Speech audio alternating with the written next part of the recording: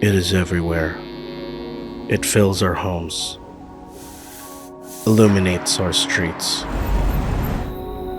Where there is light, there is the presence of God.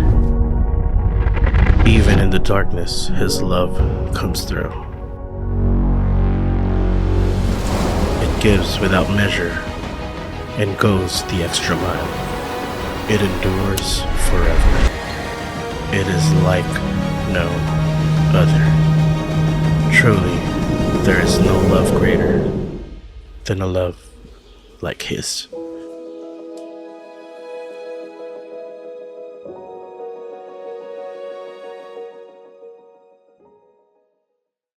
Lord, thank you for your love is always greater. It's greater than our darkness. It's greater than our difficulties. It's greater than our sins. Lord, we could only bring bring back the praise and the glory to you and to you alone, Lord. Thank you, Lord.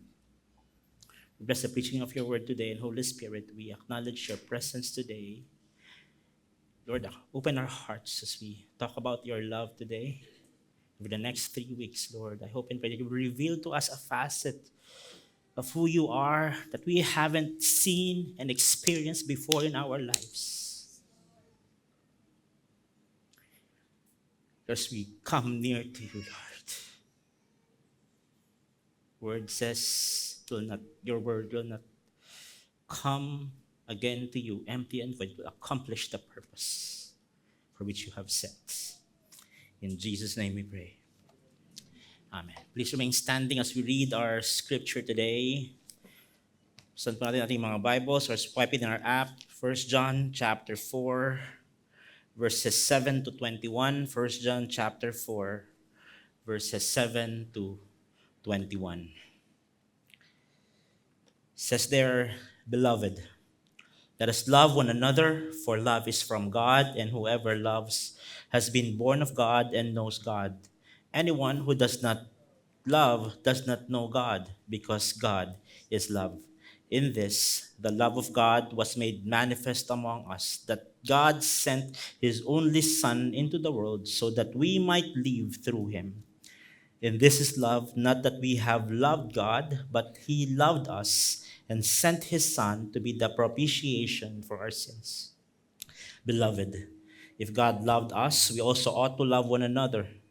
No one has ever seen God. If we love one another, God abides in us, and his love is perfected in us. By this we know that we abide in him, and he in us, because he has given us of his Spirit. And we have seen and testified that the Father has sent his Son to be the Savior of the world. Whoever confesses that Jesus is the Son of God, God abides in him, and he in God. So we have come to know and to believe the love that God has for us. God is love. And whoever abides in love abides in God, and God abides in him. By this is love perfected with us, so that we may have confidence for the day of judgment, because he is, so also are we in this world. Therefore, there is no fear in love, but perfect love casts out fear. For fear has to do with punishment, and whoever fears has to be perfected in love. We love because he first loved us. If anyone says, I love God, and hates his brother, he is a liar. For he who does not love his brother, whom he has seen, cannot love God, whom he has not seen. And this commandment we have from him: whoever loves God must also love his brother. That is the word of the Lord. You can now take your seats. All right, good afternoon po sa inyong lahat. Right, I'm Pastor Elijah, one of your pastors here at Victory Church Carmona, wherein we only exist to do two things, and that is to honor God and make disciples. All right, today we'll look into the first part of yung binasa po natin, 1 John chapter 4, verses 7 to 10. And it's actually a new series that we have titled, A Love Like This. So, yung binasa po natin na 1 John chapter 4, 7 to 21, there's one word na paulit-ulit natin narinig at paulit-ulit nating sinabi. Ano yung word na yon? Love. Yan. Sinadya po natin yan dahil unang-una, February ngayon. So why don't we talk about love? Pangalawa po, kailangan natin isa pamuhay simula ngayong February dahil sa May mag-e-election na, magkakagalit-galit ulit tayo. Yan. So kailangan maintindihan muna natin yung love based on the definition of the Word of God. And if we ask ourselves, sumulat po ba kayo ng, ano bang tawag doon sa, yung kinento lang yung ni Daddy Bear kanina, yung slam book ba tawag doon? Yan. Hindi ko po naabutan yon. 24 years old lang po kasi ako. Baka lamunin ako ng lupa dito. Yan. Yung slam book, di ba? Sumulat ba tayo? Yan. Anong definition mo ng love? And we could come up of 100 definition in 100 days. And that is because our definition of love is always based sa emotion natin. Tama ba? Tayong mag-asawa, yung mga mag-asawa, di ba? Tanungin mo yung asawa mo ngayon. Diba? Parang, yung sweet ng asawa mo, mahal kita. Tapos kinabukasan, hindi na kayo nagpapansinan. Anong love-love ka dyan? Diba? Tama ba? May mga ganun, o kami lang talaga yun. Makasalanan kasi kami. Ayan. But we need to look into that very definition of love because the word love has been stolen, has been commandeered from the very definition of how God defines love and how the world defines love. But who in the world does not know or even feel love? Tama ba? Lahat naman tayo naka-experience na magmahal, mahalin. Ang tanong ko, masakit ba? The word love is very common in today's world and not only common today, in the ancient world, it's actually very common. But what does it mean? What does love really mean? Yet in the midst of its universality, there are still times we find ourselves asking, what is love? How can I express love? Have we loved enough or have we given loved enough? And why do we sometimes feel unloved? Ano ba? You sometimes feel unloved. Over the next 3 weeks, yun po yung pag-uusapan natin. We'll look deeper into the scripture to discover what love truly is. So today, we'll talk about knowing the love of God, knowing God's perfect love. Next week, we'll talk about living in God's perfect love and then responding to God's perfect love. So this is the challenge for each and every one of us. When you go home today, I want you to read 1 John. Yung 1 John po, katabi siya ng 2 John. Tapos 3 John ng sunod doon. Yan. So, basahin niyo po yung 1 John, 2 John, 3 John. But I want you to meditate on that one chapter for this week. 1 John chapter 4. Because over the next 3 weeks, yun po yung pag-uusapan natin. But this is my prayer. That as we seek the meaning of love, may we encounter the author of love and love himself. God. Na siya yung author of love and He is love Himself. As we go through this next few weeks, we will encounter who God is. That word love in the New Testament has been categorized in 4 things. But I want us to look into that very definition when Moses said, you shall love the Lord your God with all your heart, with all your soul, and with all your mind. Then love others as you love yourself. Because it was repeated in the New Testament when he was asked, what's the greatest, when Jesus was asked, what's the greatest commandment? The greatest commandment is to love God. And to love others as you have loved yourself. What is really, pag bumalik tayo dun sa Old Testament, ano bang what's the meaning of love? So we look into that Hebrew word, love. That Hebrew word means ahava. Yan. Kaya po pag mahava tong preaching na to, yan, sabihin mahal ko po kayo. Yan, ahava yung Hebrew word na ginamit. That word ahava. Sabi ko kanina, that word is being commandeered by the world because it always refers to an affection or care. Or it's actually a broad term. We talk about parental love, we can talk about brotherly love, we talk about loyalty love, we can talk about God's love into one word, ahava. But I want us to understand that word ahava is not only a definition of affection and care, it's actually actively loving others with the same selflessness and commitment. So kung paano natin naramdaman yung pagmamahal, ganun natin binibigay yung pagmahal. And I hope and pray that we would foster that spiritual family that reflects the love of Christ in words and in deed. So for the next 3 weeks, ito po yung i-accomplish natin. That we will gain a deeper understanding of God's unconditional love displayed on the cross. So the series that we had, 4 weeks yon, di ba? 4 weeks ba? Tama, 4 weeks. It's just hand and glove. Yan. So parang, dahil nga cross yung pinag-usapan natin, then we'll talk about God's love. Doon naka-anchor. And then when we talk about week 2 and week 3 and the next series, naka-anchor naman siya. Babalikan natin ulit tong week 1 ng A Love Like His. Because not only will gain a deeper understanding of God's unconditional love, we will demonstrate it daily. And then we will express it to others through our actions. So pag nakita natin yan, it's actually one step na pahirap ng pahirap. First is we look into the scriptures of that unconditional. Paano mo nakikita sa scripture? Paano makita when we read our Bible, how can we look into the love of God?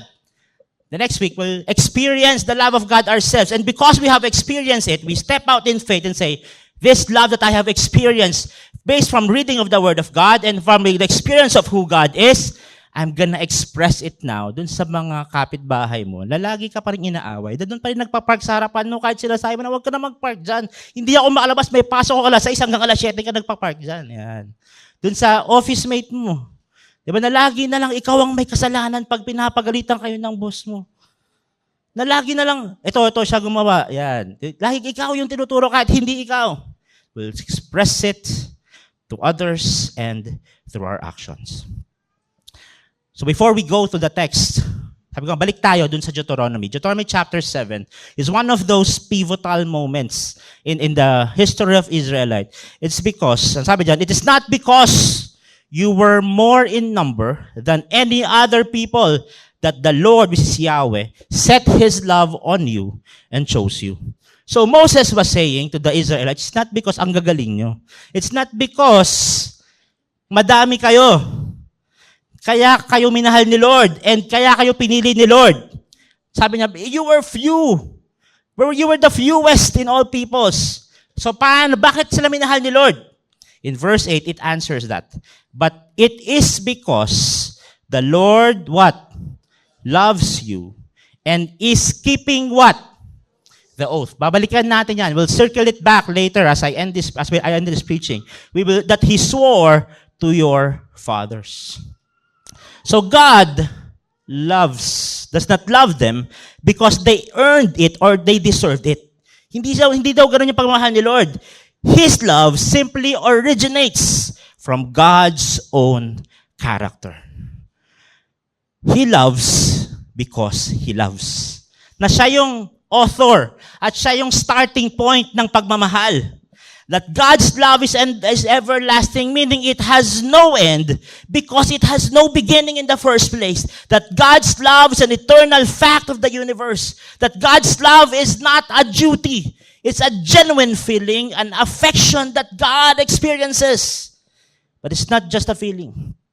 God's love is also an action.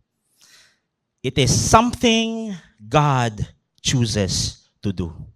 So pag mapagtama natin yung love, it is now classified as a noun, subject, and then as we go through the next 3 weeks, magiging verb. Kasi ang source nun is God Himself.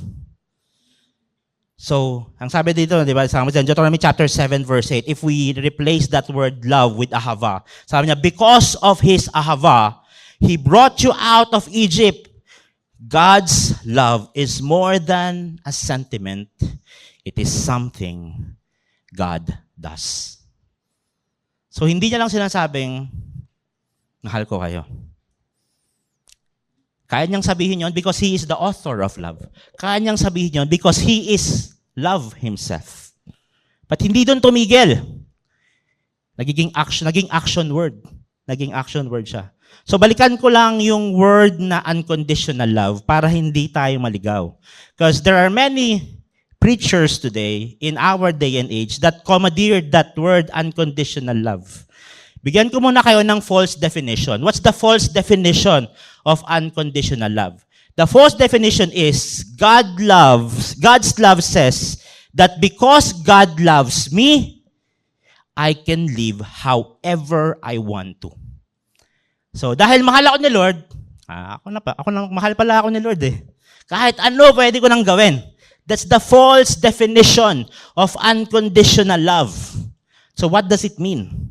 That His love is expressed to the objects of His love.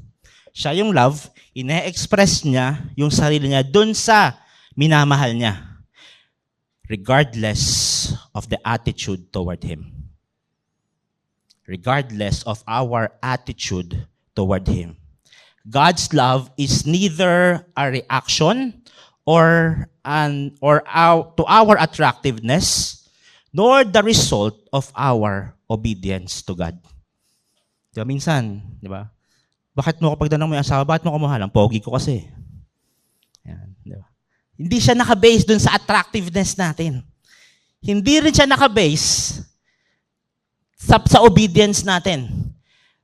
God is naturally loving. He is naturally gracious. Hindi natin kailangan i-persuade si Lord na mahalin tayo. Hindi siya works-based.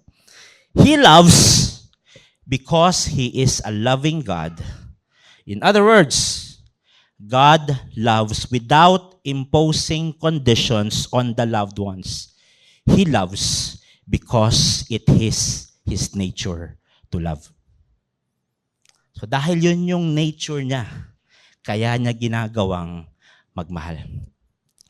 Now, let's go to the text that we have. Sa introduction ko pa lang po yun.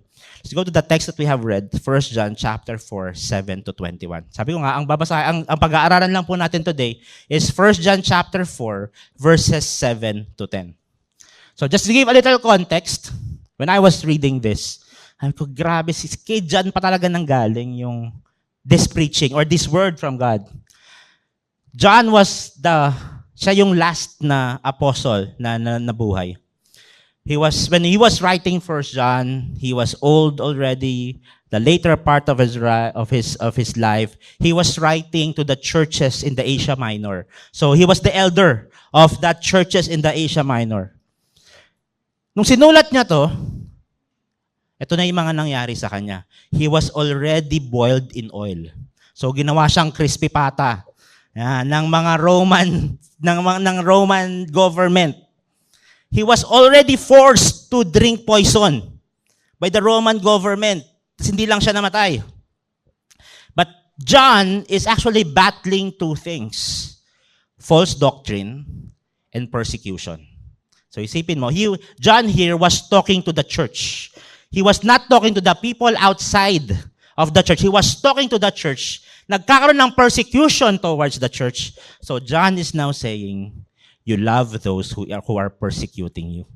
This is how the church should react on those persecution.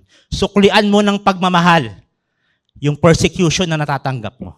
And that's the challenge that John is giving to the church in Asia Minor. He was actually talking to the church. Pero bago niya sinabi, sinabuhay niya muna. So isipin mo, sinabi mo na pagtaas kang pakuluan, di ba? Pinakuluan siya ng oil. Pag-akyat siguro ni John, sabi niya, I love you, bro. After niyang uminom ng poison, cheers, di ba? Uminom ng poison, tapos bro, mahal kita. Isipin mo it's out of those people. And now I know the reason. I actually been perplexed with the reason why. Bakit? Siya din yung naka-experience ng close relationship with God. Dahil na-experience niya up close and personal yung pagmamahal ni Lord na nakita niya. He was one of those people na nasa pakanan ng cross when Jesus was crucified. Nung binanta siya ng basura ng sour na inumin, nung pinagtatawanan siya ng mga tao, and he says, "Forgive them, Lord, for they don't know what." Isipin mo, kung ako si John, di ba, baka bumunot na ako ng 45. Wala pa lang 45. Di ba? But he saw how his Lord, who have been for the past 3 years, showed love to others. So isipin mo, ganun pala magmahal si Lord. So now, naboil ako ng oil, pinainom ako ng poison, and yet I can still talk about loving those who persecutes me. Now John is challenging the church to do the same. That's why yung 1 John chapter 4 verse 7, it starts with the word beloved. I was really amazed when John started verse 7 with beloved. Bakit? Beloved means divinely loved ones. It's a position. It starts with that position of love. That I have a personal experience of loving God. You have a personal experience of loving God. Because of that, we call each other beloved. Hindi dahil sa ginawa mo, hindi dahil sa gaano ka kabait sa akin, hindi dahil sa, pinakain mo kaninang lunch, mahal kita. It starts with that position of that relationship. And that word, let us love one another, is on the present tense, means we continually do it.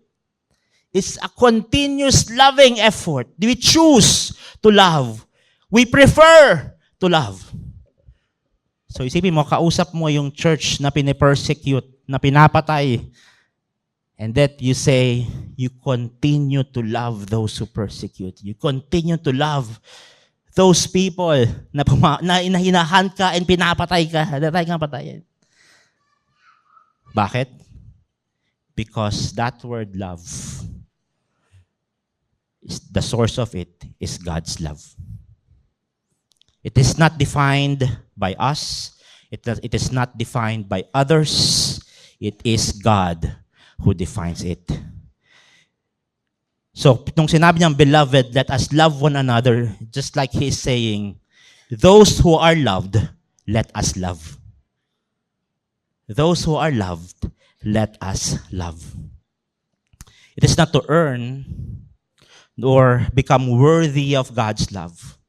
We love one another because we are loved by God. So pag-uusapan natin yon over the next 2 weeks. And we have received that love and live in that love in the light of it. So yung pinamumuhay natin, based ba yan sa pagmamahal ni Lord sa'yo? Yung pagtrato mo sa kapwa mo, based ba yan sa pagmamahal ni Lord sa'yo? Yung pagtrato mo sa mga kaopisina mo, sa mga kaklase mo, that it doesn't matter kung anong ginagawa nila. When you react, when we have that opportunity to minister to them, is it based on the love of God?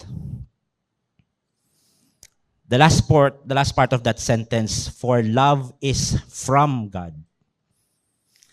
It's very clear that love is from God. It is a gift. Because it is a gift, it now contradicts.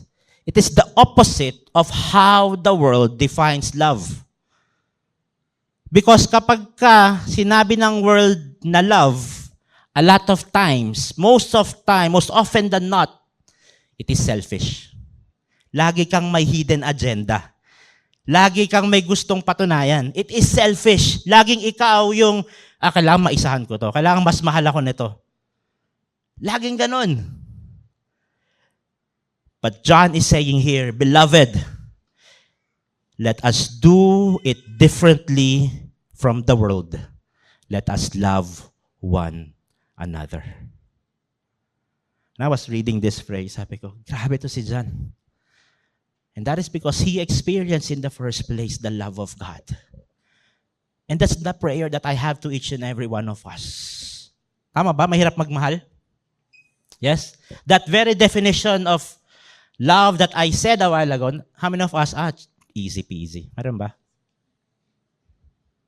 It's not. But I hope and pray, as we experience God in our lives, it's a step closer on how God defines love and not how the world defines love. Let us do it differently from the world. Let us love one another. That the purpose of our Christian life is not to love others in the manner that we believe we should, or in a manner that they believe we should. We should have a love that is guided by our faith.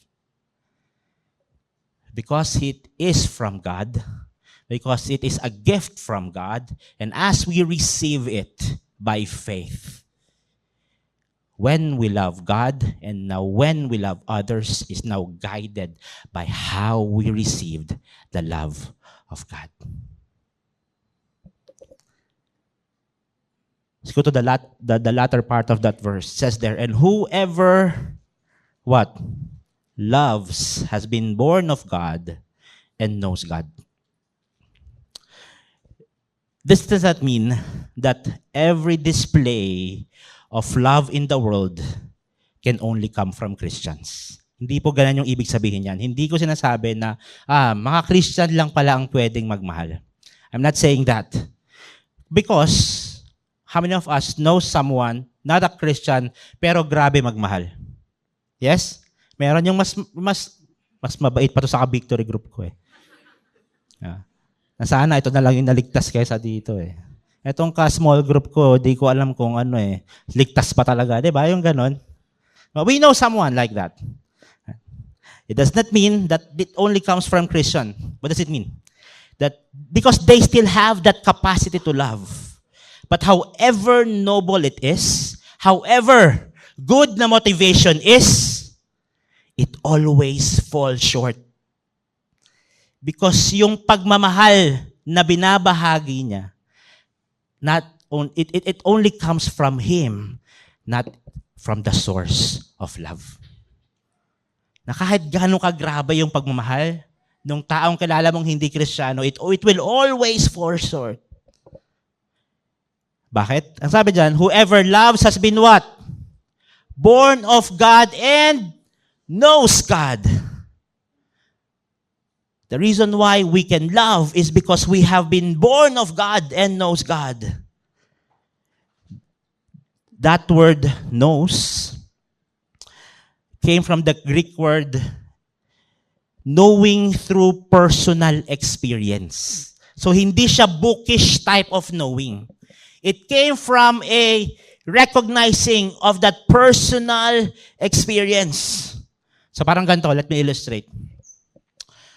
Whatever preaching it is, pili kayo ng isang preaching na nangyari all throughout this past year or this past months. Hearing that preaching is different than experiencing that preaching in the first place. Tama? There will be times na months na yung lumipas. Yun pala yung preach a few weeks ago, a few months ago. How many of us have that encounter with God? Na yun pala yung ibig sabihin nun. It's because we experience, it's different from hearing the Word of God than experiencing who God is. That because we have a personal relationship with God, we can love. Yun yung first and foremost basis. That personal relationship with God. Because God is love. Sabi ko kanya, the word love has been commandeered by the world. Because the world defines it as imagining a soft, gentle kind of love that prioritizes being nice over truly wanting what's best for the other person. Yung, basta you feel good. Mahal kita. Hindi porket, yung alam mo yon, how many of us have that relationship with yung may anak tayo? Diba? Hindi porket, diba, pagka, it's a different kind of experience of love kapag napapalo natin yung anak natin ng rod because may mali silang ginawa, then pabayaan mo yung anak mo. Tama? For example, lumabas kayo dito sa pintuan na to, no? Tapos nauna akong lumabas. Tapos, may madulas dyan na mantika sa labas. Tapos nakita ko yung mantika, tapos bumalik ako. Nakasalubong kita. Tapos sabi ko, wag ka mo nang lumabas dahil mapapahama ka, madudulas ka pag lumabas ka. Sasabihin mo sa akin na, di mo ko mahal kasi ayaw mo kong pagbigyan yung gusto ko. Gustong-gusto ko nga lumabas eh. How many of us would allow me to tell you na wag ka mo nang lumabas? Sino yung mas gustong ganon? Kaya sasabihin ko, sige, lumabas ka na, bahala ka sa buhay mo, madulas ka dyan. Tama? Because that's how the world defines love and that's how God defines love. It does not mean He tolerates. It doesn't mean walang justice. It doesn't mean na walang holiness and righteousness. Instead, we know that the holiness of God is loving. That the righteousness of God is loving. That the justice of God is loving. That everything God does in one way or another is expressed by His love. Minsan sinasabi natin kay Lord, Lord, di mo ako mahal. Tama. How many of us have said that? Yung pinagpipray mo ng matagal, Lord, di mo binibigay, baka hindi mo ako mahal. Lord, itong bagay na to na pinag-fasting ko naman, yung may utang na loob pa si Lord sa'yo nag-fasting ka, yung ganon. Pinag-pray ko naman, niluhod ko naman to sa baklaran, Lord Ay, hindi pala sa baklaran. How many of us have said those things to God? And yet we should know that because it comes from Him, love comes from Him, our best interest, yun yung nasa puso ni Lord. Sino ditong may 5-year-old na anak? Meron ba? How many of you will give EJ? Oh bro, bigyan mo si Jael. No? Ito 2,000, kasusin mo kung anong gusto mo. Would you do that? Hindi. Kasi alam mo na pag binigyan ko to ng 2,000 tong anak kong 5-year-old, hindi niya magagawa yung best out of that 2,000. And yet, we are asking God to do the same to us. That God, because of His love, yung best interest niya, yun yung nasa puso natin. Yun yung nasa puso niya. That God's perfect love is not only anchored on His nature, it is His nature. God's love is His essence. Everything that He does is out of love. Anything that we do now, apart from the love of God, does not reflect who He is. We need to walk in that relationship with God. We learn to follow His ways and love others the way He does. Now the question to each and every one of us, how did God show His love to you? How did God show His love to you?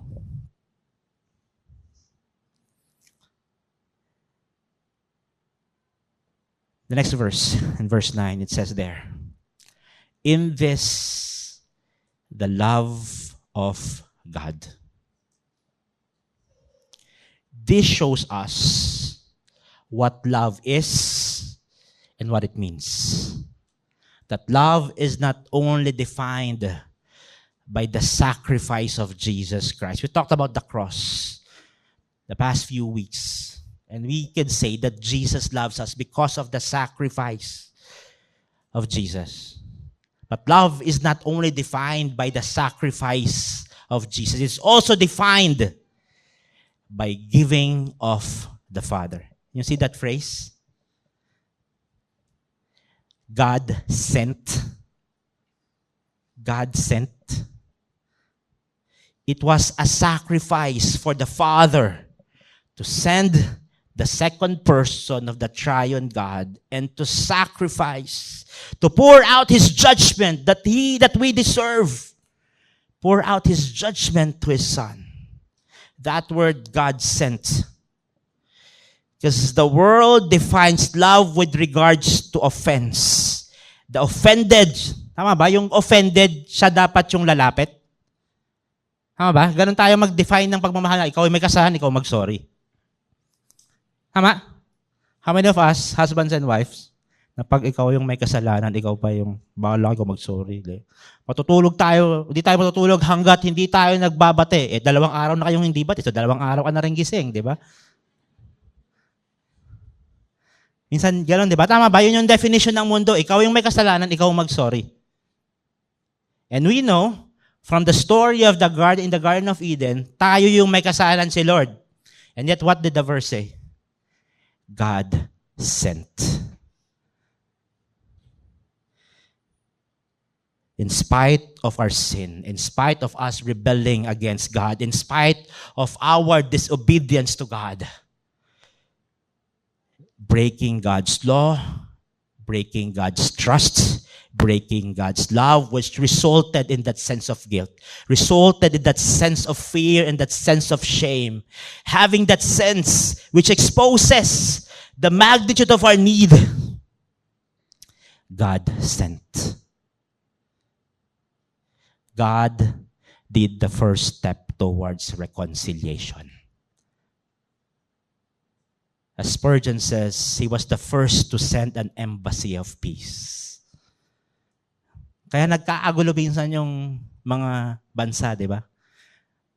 Isipin mo yung kung sinong may kasalanan, talagang gegerahin yan eh. Tama?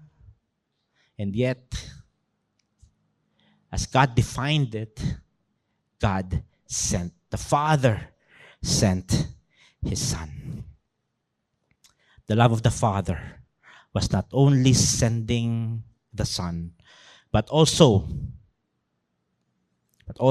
in what sending accomplishes for us. So pinadala niya yung anak niya, Jesus, being obedient to the Father. I'm gonna go, die for you and me. I'm gonna go. Jesus said that, I'm gonna go. But it's the Father who sent Him. Pero hindi doon natapos eh. Hindi doon natapos yung, natawad ko na kayo quits na tayo. Hindi doon natapos eh. Because the last part of the verse is saying, so that what? We might live through Him. So in the Garden of Eden, okay yung relationship ni Lord tsaka ni Adam and Eve. Adam and Eve now sinned against God, which put them, in a sense, on a negative. Kasi nga may kasalanan eh. So nung pinagbayaran ni Christ yung kasalanan ng tao, nandun ngayon tayo sa neutral. Pero hindi lang doon natapos yung ginawa ni Lord. Hindi lang doon natapos yung ginawa ni Jesus. He puts us in a positive so that we might live through Him. Hindi yan sinabi, bahala na kayo, pinatawad ko na kayo. Kaya nyo nang mag-isa yan. No. It's the grace upon grace. The greatness of God's love is not shown not only in saving us from the judgment we deserve. The love of God does not only gives us hope for the next life, it gives us meaning. It gives us purpose. It gives us the framework for living in this life. So hindi lang na tayo niligtas para it gives you hope in the future. Now, because of the love of the Father and the Son, now we have meaning in life. Now we have purpose in life. Now we have that framework of how I need to live in this life. So yun yung binigay ni Lord. That's why in verse 10 it says there, in this is love. Not that we have loved God, but He loved us and sent His Son to be the propitiation for our sins. Let me define that word propitiation. That's a theological term. It says in a main term, appeasing the wrath of God. Anong itsura nun? Appeasing the wrath of God. Ito si Lord. Ito tayo. Tayo nagkasala, tama? Now, we are enemies because He is holy, because He is righteous, because He is just and loving. Hindi tayo makalapit sa Kanya dahil pag lumapit tayo sa Kanya, tayo yung mamamatay. Okay, kaya nandun yung Holy of Holies. Di ba? Remember when we have the Tabernacle series? So, siya yung lumapit through Jesus Christ, form of a man, nagkatawan tao siya, to save us. So, ang nangyari, because He lived a perfect life, yung righteousness niya napunta sa atin, yung kasalanan natin napunta sa Kanya. And how does propitiation now works? Remember, God is angry. Kasi may kabayaran lahat ng kasalanan. But when He sees us, He sees the righteousness of God. The righteousness of Jesus in us. Now, His wrath is appeased. Bayad na. Kumbaga, it's forgiven. This shows how much God loves us. The Father showed great love by sending His Son. He could have sent an angel.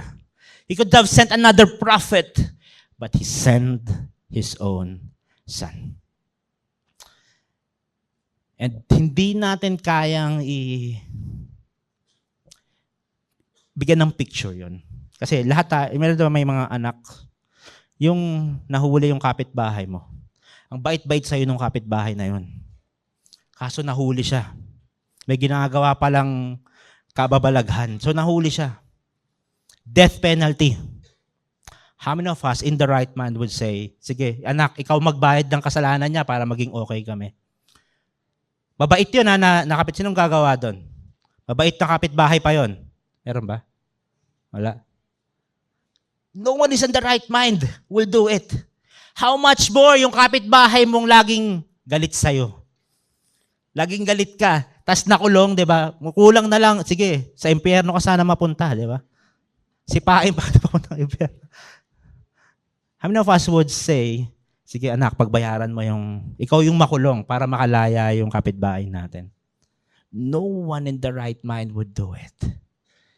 But yet, yun yung ginawa ni God. He could have sent an angel. He could have sent another prophet.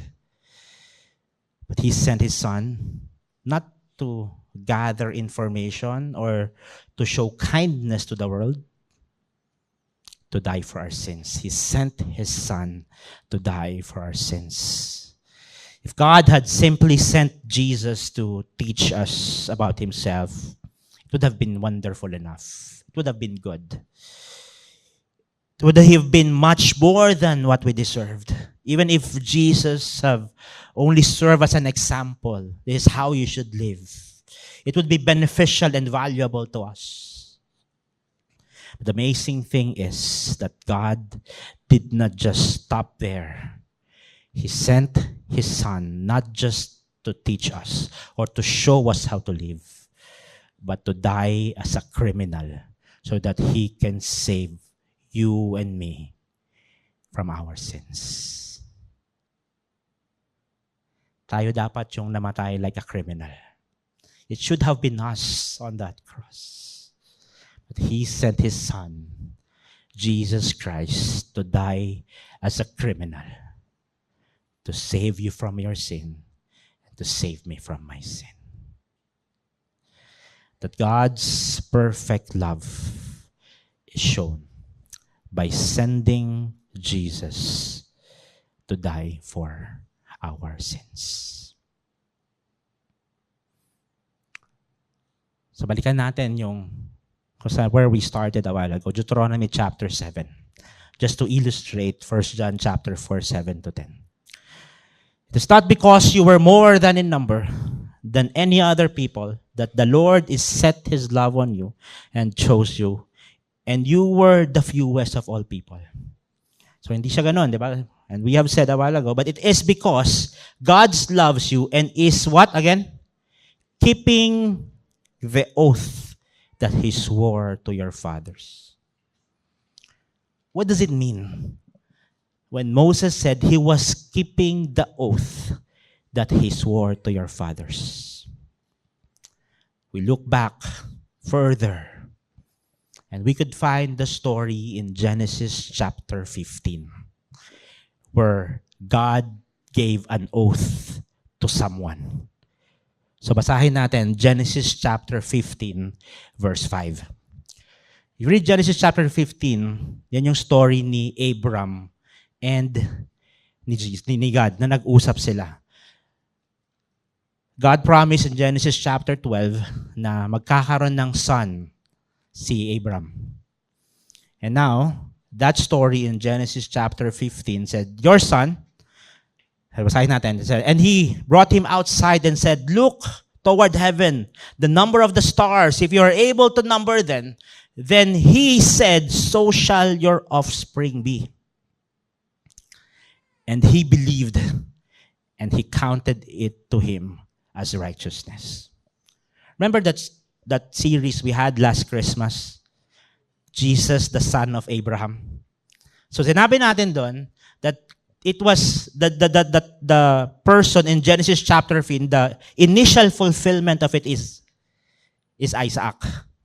But the farther fulfillment of it is Jesus Christ, the offspring. Paul said it in Galatians.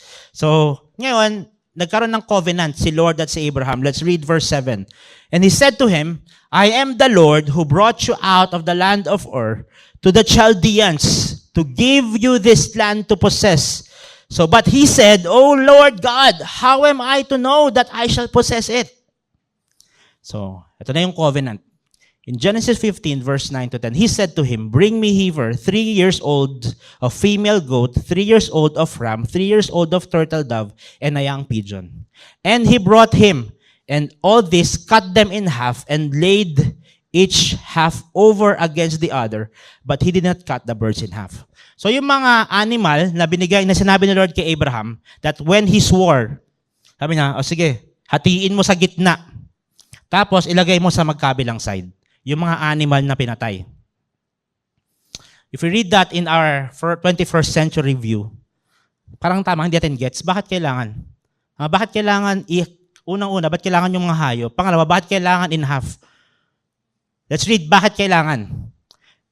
Let me skip to verse 12. As the sun was going down, a deep sleep fell on Abraham, and behold, dreadful and great darkness fell upon him. So, after ikat ni Abraham yung mga animal, pinatulog niya si Abraham. In verse 17, when the sun had gone down and it was dark, behold, a smoking fire pot and a flaming torch passed between these pieces. On the day, the Lord made covenant with Abraham, saying, to your offspring I give this land, and the river of Egypt to the great river, the river Euphrates. If you read it in the first century lens, it doesn't make sense to us. Tama ba? So, kinat yung animal in half, pinatulog sa Abraham, and that presence of God, that fire that went through those animals, and then God said, I have made a covenant with you today. Yun yung pinangako na sinasabi in Deuteronomy chapter 7. Pero hindi natin gets. Tama? What does it mean? Bakit ganon? Here's the thing. During their time, a covenant is done with a seal. So parang kayong, kunyari, mag-boyfriend, girlfriend, tapos nagpakasal kayo, that covenant is the seal na, okay, you're now together as one flesh. Yun yung covenant as equals. Meron mga covenant na between a king and a peasant. So magka-covenant sila.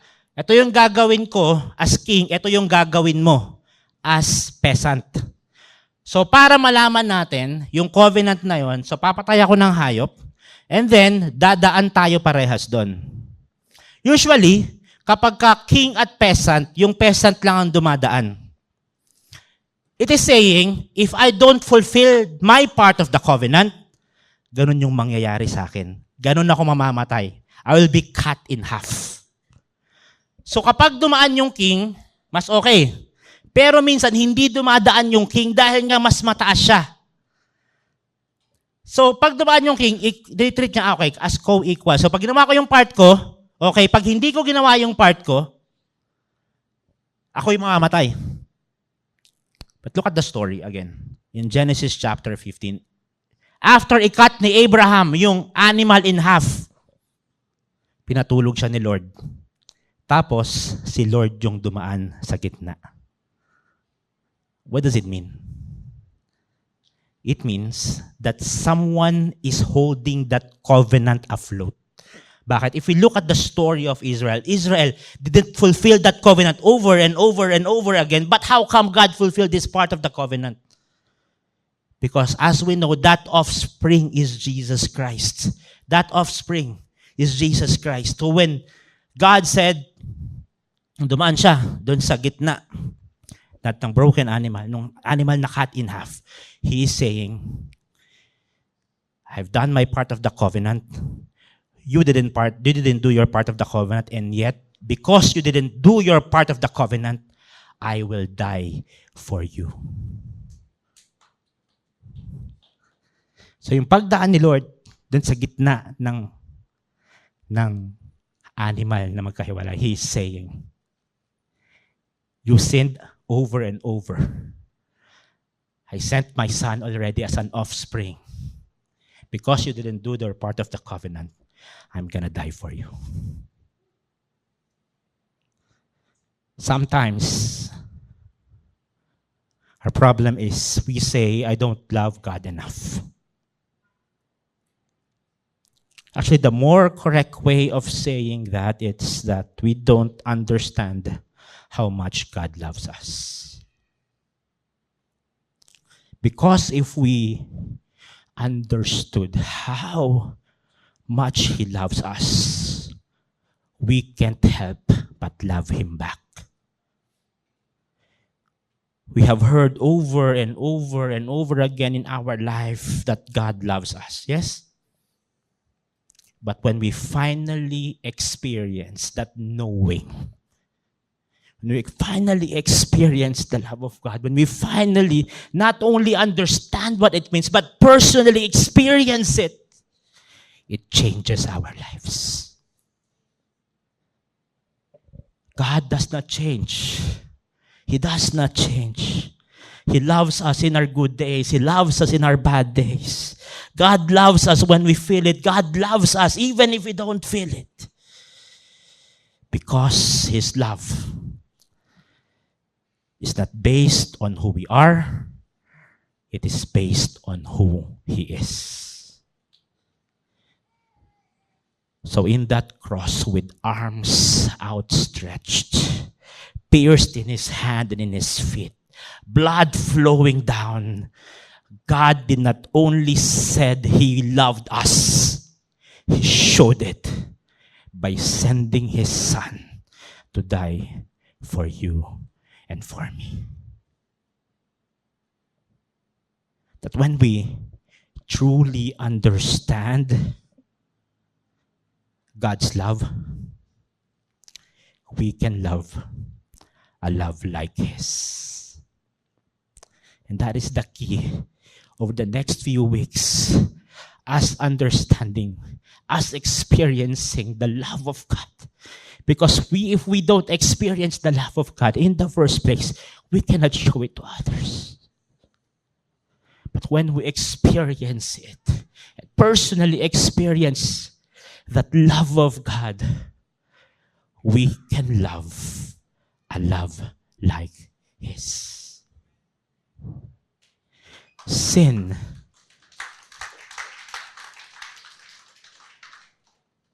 corrupted our understanding of love.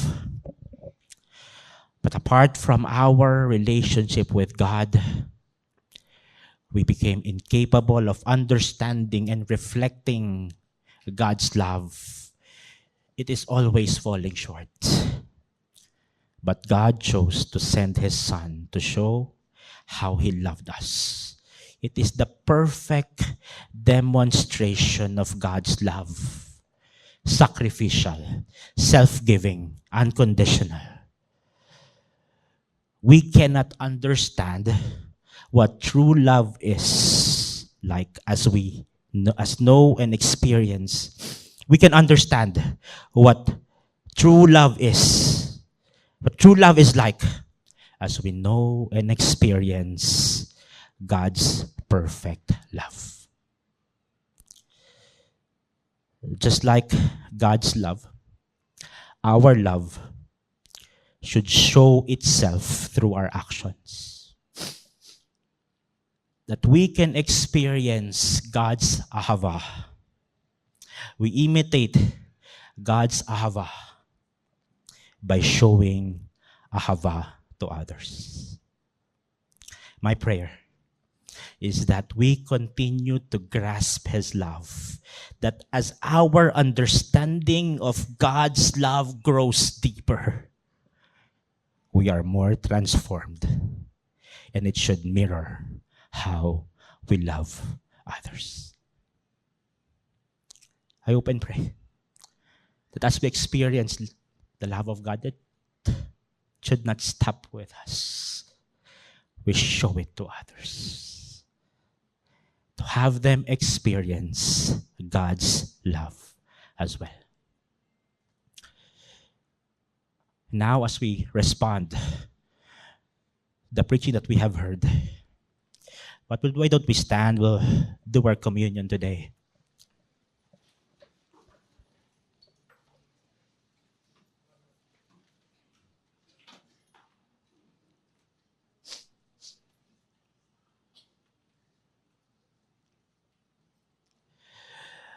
Before we partake of the communion, it's important to understand why we do it, and partaking of the bread and the cup is a commemoration. We remember the love of God, the sacrifice that the Lord Jesus Christ made for the forgiveness of our sins and to include us in our covenant relationship with God.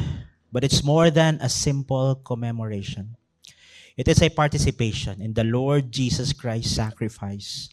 By partaking of the bread and the cup, we recognize and confess that Jesus Christ died for our sins and that we trust in Him alone for our salvation. When Jesus died, our old self, our sins died with Him. He took the punishment that we deserve because of our sins, and because of His blood, we now confess our inclusion to the new covenant relationship with God.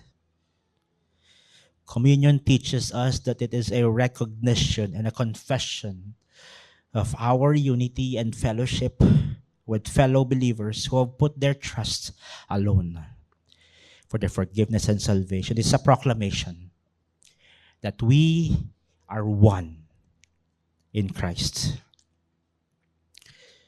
Let me read 1 Corinthians 11, 23 to 26. For I received from the Lord what I also delivered to you. The night when He was betrayed, He took bread, and when He had given thanks, He broke it and said, "This is my body, which is for you. Do this in remembrance of me." In the same way, He took the cup after supper, saying, "This cup is the new covenant in my blood. Do this as often as you drink it in remembrance of me. For as often as you eat the bread and drink the cup, we proclaim the Lord's death until He comes." Let me just pray. Father, we thank you for sending your Son, our Lord Jesus Christ. As we partake of the bread, we remember and participate in His body that was broken for us. Thank you for letting Him take our place and receiving the judgment that we deserve because of our sins. We also recognize that all of us who partake of the bread today are one and are all part of His one body, the church. We also thank you for the blood of our Lord Jesus Christ. As we partake of the cup, we remember and participate His blood that was poured out to cleanse us from all our sins. We thank you that through our faith in Him, we are now holy. We are now righteous and pure before your sight. We thank you that through Him, all of our sins are forgiven, that we could stand before your presence without any guilt, without any condemnation, without any shame. We also thank you that through His blood, We are now part of the new covenant relationship with you. We can now call you our Father, and you have received us as your beloved children. We thank you that we are now also part of this new covenant family, the church. May we live our lives in love and unity with one another as we are in love and are in unity with you. Let's now prepare the bread. This is the body of Christ that was broken for us, and we respond. Let's partake of the bread together.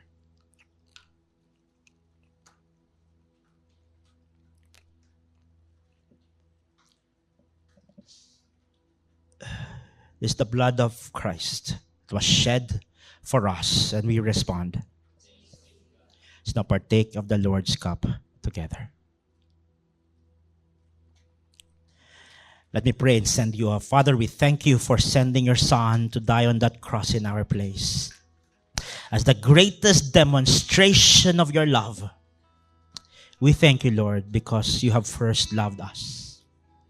In spite of our sins, in spite of our rebellion towards you, you are the first who loved us.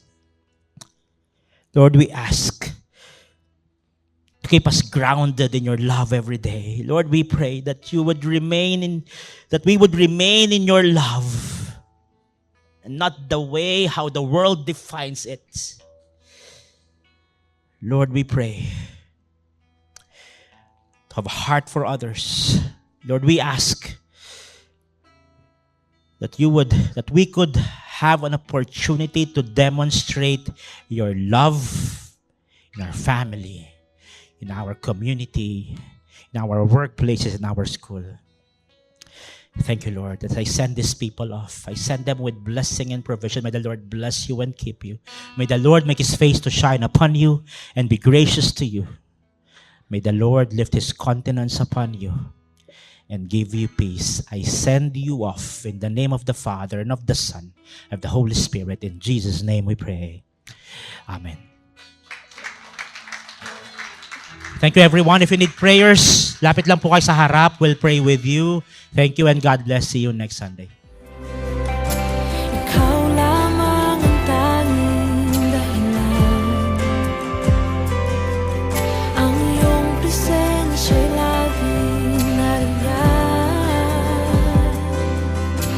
Ika'y ligayang di mapantayan. Sa gitna at alinlangan,